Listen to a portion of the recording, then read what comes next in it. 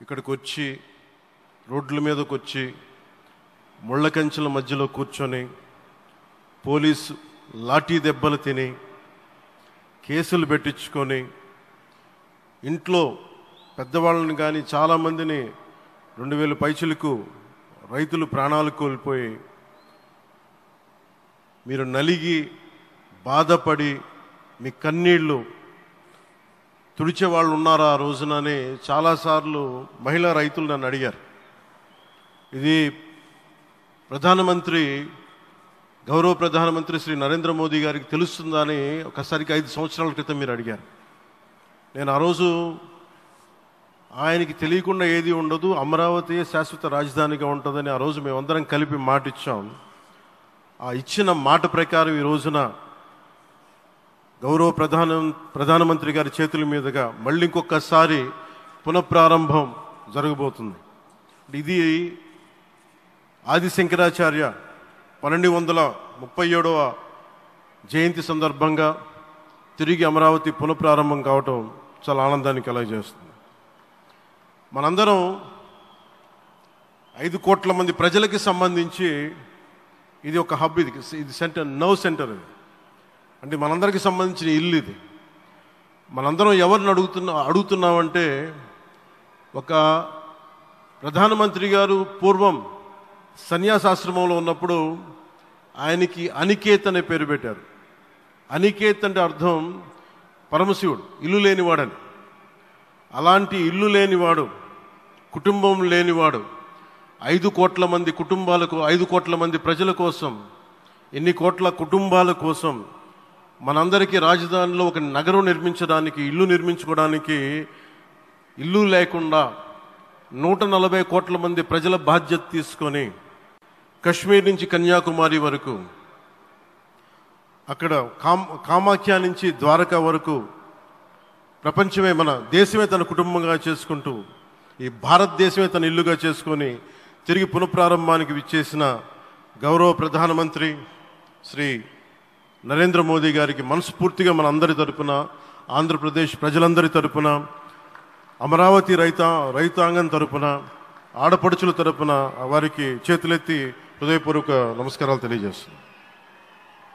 దివిసీమ తుఫాన్ వచ్చి అందరి ఆశలను తుడిచిపెట్టేసినట్టు గత ప్రభుత్వం రాష్ట్రం మరియు అమరావతి భవిష్యత్తుని తుడిచిపెట్టేసింది. అమరావతి అంటే పరదాలు, సెక్షన్ 30, సెక్షన్ 144 మాత్రమే గుర్తుకొచ్చేలా పనిచేశారు. నువ్వు ధర్మం కోసం నిలబడితే ధర్మం నువ్వు నిలబడేలా చేస్తుంది అనే విధంగా ఆ రోజున అమరావతి రైతులు, రాష్ట్ర ప్రజలు ఈ ధర్మ యుద్ధంలో విజయం సాధించారు. రైతులు ఇచ్చిన 11,000 ఎకరాల భూమిని త్యాగం చేసి, వారి సంకల్పం 33,000 ఎకరాల భూమిని త్యాగం చేసి వారి సంకల్పం ఫలితంగా ఈ రోజున ఆంధ్రప్రదేశ్ రాజధాని ఆవిర్భవించింది. అమరావతి రాజధాని పనులు పునఃప్రారంభమవుతున్న ఈ శుభ సందర్భంలో ముందుగా రాజధాని నిర్మాణం కోసం స్వచ్ఛందంగా ముందుకొచ్చి తమ భూముల్ని, పొలాల్ని ప్రభుత్వానికి ఇచ్చిన అమరావతి ప్రాంత రైతులకు, మీ త్యాగానికి గత 5 ఏళ్లుగా మీరు చేసిన పోరాటానికి శిరస్సు వంచి మీకు ధన్యవాదాలు తెలియజేస్తున్నాం. గత 5 ఏళ్లుగా రాజధాని నిర్మాణం నిలిచిపోయి రాజధాని తరలిపోతుందనే సమయంలో రోడ్ల మీదకు వచ్చి 5 కోట్ల ప్రజల తరపున రైతులు, మహిళలు, విద్యార్థులు చేసిన పోరాటం, మీరు పడిన అవమానాలు, మీపై పడిన గాయాలు ప్రతి ఒక్కటి మా మనసులో ఉంది. ఆ రోజున దివ్యాంగులను కూడా లాఠీ దెబ్బలు నా గుండెలు ఇంకా సజీవంగా ఉన్నాయి. ఆ బాధ మేము మర్చిపోలేదు, ఎవరిని మర్చిపోనివ్వలేదు. అందుకని దానికి సజీవ సాక్షి ఈ రోజున తిరిగి పునఃప్రారంభానికి గౌరవ ప్రధానమంత్రి గారు రాక, ఆ రోజున మహిళలు, విద్యార్థులు చేసిన పోరాటం, మీరు పడిన అవమానాలు, మీపై పడ్డ గాయాలు ప్రతి ఒక్కటి మనసులో ఉంది. మీ త్యాగాన్ని మేము మర్చిపోం. మీరు చేసిన త్యాగానికి జవాబుదారీగా ఉంటాం. బాధ్యతగా అమరావతి నిర్మాణం జరిగేలా సాయశక్తుల ఈ కూటమి ప్రభుత్వం కృషి చేస్తుంది. అమరావతి రైతుల త్యాగాలను హృదయపూర్వకంగా స్మరించుకుంటూ వారి ప్రతినిధులుగా ఇక్కడకు విచ్చేసిన రైతులకి నా ప్రత్యేక నమస్కారం. ఈ పోరాటంలో వారికి ప్రతినిధులుగా సన్మానం అందుకుంటున్న మహిళా రైతులు పాత్ర, ప్రత్యేకించి అమరావతి మహిళా రైతుల పాత్ర చాలా అభినందనీయం. మీరు ఎంత నలిగారు, మీరు ఎంత రోడ్ల మీదకి వచ్చారు. మగవాళ్ళు ఆపేస్తే ఆడపడుచులు బయటకు వచ్చి తిరిగి పౌరుషం చూపించారు, ఆంధ్ర పౌరుషాన్ని చూపించారు. మీరికి నా ప్రత్యేక అభినందన. వాళ్ళు చూపిన సాహసం, సహనం అందరికీ ప్రేరణగా నిలుస్తాయి. వేదిక మీద ఉన్న నా మంత్రివర్గ సహచరులకి, గౌరవ ప్రధానమంత్రి శ్రీ నరేంద్ర మోదీ గారికి, విజనరీ అయిన గౌరవ ముఖ్యమంత్రి శ్రీ నారా చంద్రబాబు నాయుడు గారికి, సోదరులు లోకేష్ గారికి, గవర్నర్ గారికి ప్రత్యేకించి నా హృదయపూర్వక నమస్కారాలు, ధన్యవాదాలు తెలియజేస్తున్నాను. అలాగే ఇతర సహచరులకు, సభకు హాజరైన వారికి, రాష్ట్ర ప్రజలకు కూడా నమస్కారాలు తెలియజేస్తున్నాను. ఇక్కడ రైతులు భూమిని మాత్రమే ఇవ్వలేదు, రాష్ట్ర భవిష్యత్తును నిర్మించే ఆశలను, విశ్వాసాన్ని ఇచ్చారు. కానీ 5 సంవత్సరాల్లో గత ప్రభుత్వం ఆ త్యాగాన్ని అవమానించింది. 3 రాజధానులు అస్తవ్యస్త విధానంతో ప్రజల విఘ్నతని, అమరావతిని అగౌరవపరిచింది. ఈరోజు ఈ వేదిక నుండి మేమందరం మీకు హామీ ఇస్తున్నాం, అమరావతి మళ్ళీ ఒక ప్రపంచ స్థాయి సర్వశ్రేష్ఠ రాజధానిగా ఆవిర్భవిస్తుంది.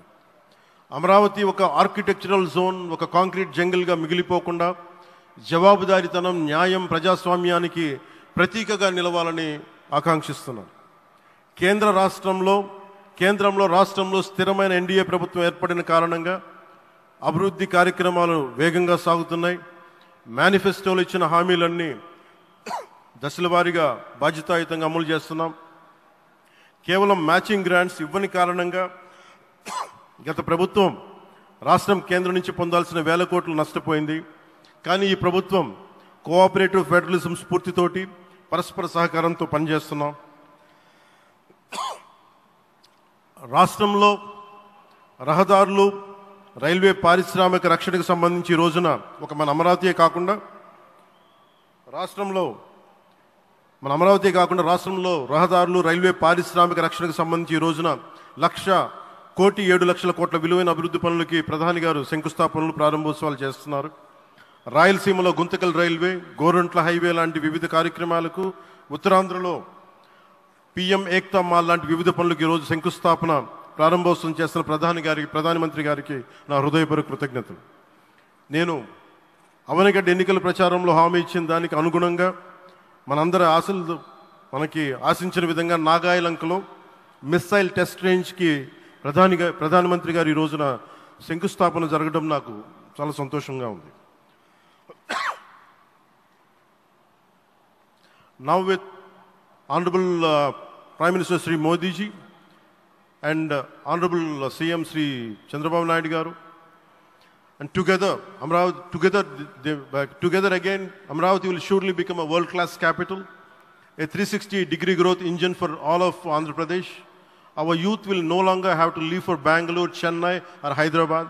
Soon Andhra Pradesh will create jobs for our people and attract talent from across the nation and the world.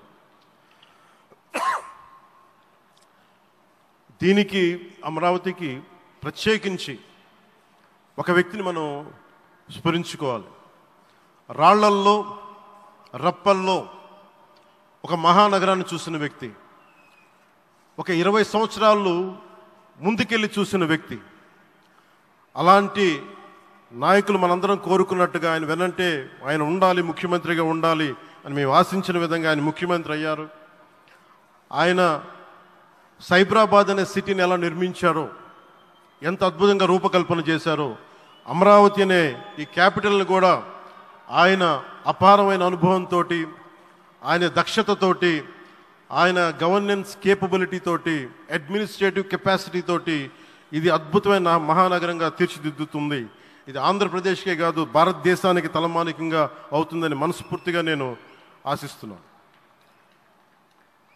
అలాగే ప్రత్యేకించి ఈ రోజున మనం ప్రధానమంత్రి గారిని చాలా లోతుగా మనం అర్థం చేసుకోవాలి. ఈ రోజున కశ్మీర్లో దాదాపు 28 మందిని చంపేశారు. అలాంటి క్లిష్ట సమయంలో రాష్ట్రం, దేశం మొత్తం యుద్ధం వైపు వెళ్తున్న సమయంలో, అలాంటి కీలక సమయంలో ప్రధానమంత్రి గారు ఇక్కడికి వచ్చి లోపలంత బరువు, గుండెల్లో బరువు పెట్టుకొని వేదన ఉండి కూడా అమరావతి రైతులు చేసిన త్యాగాలను మర్చిపోకూడదని చెప్పి ఇంత ఇబ్బందుల్లో కూడా ఆయనకు వచ్చినందుకు మనస్ఫూర్తిగా ఒక్కసారి మనందరం ప్రధానమంత్రి గారికి గౌరవ సూచకంగా మనందరం కృతజ్ఞతలు తెలియజేయాలి. The Pahalgam terrorist attack has been one of the darkest days for the entire country. Even the blood was spilled in Kashmir. The blood spilled in Kashmir, it created tremors in the entire nation. And we had seen it personally, witnessed personally, the pain of the victims. For the Honorable PM Modi ji, he is leading the country through these tough times, and he assured all the citizens with stern action against the perpetrators of terrorism. I know this is a very sensitive time, and Modi ji is carrying the nation's burden. Amidst this tremendous difficult moment, Modi ji still gave time and came today to Amravati. This shows his deep commitment to Andhra Pradesh, to the people of Andhra Pradesh, and we are deeply grateful to you, sir. May Lord Bhavani, మన కనకదుర్గమ్మ ఆశీస్సులతోటి వారికి బలాన్ని ఇవ్వాలి, శక్తిని ఇవ్వాలి, మనందరం ప్రార్థిద్దాం. May Lord Bhavani Mata give immense strength to our Honorable Prime Minister Modi ji to lead our nation and bless Bharat, Andhra Pradesh and Amravati. Jai Bhavani, Jai Bharat and Jai Hind.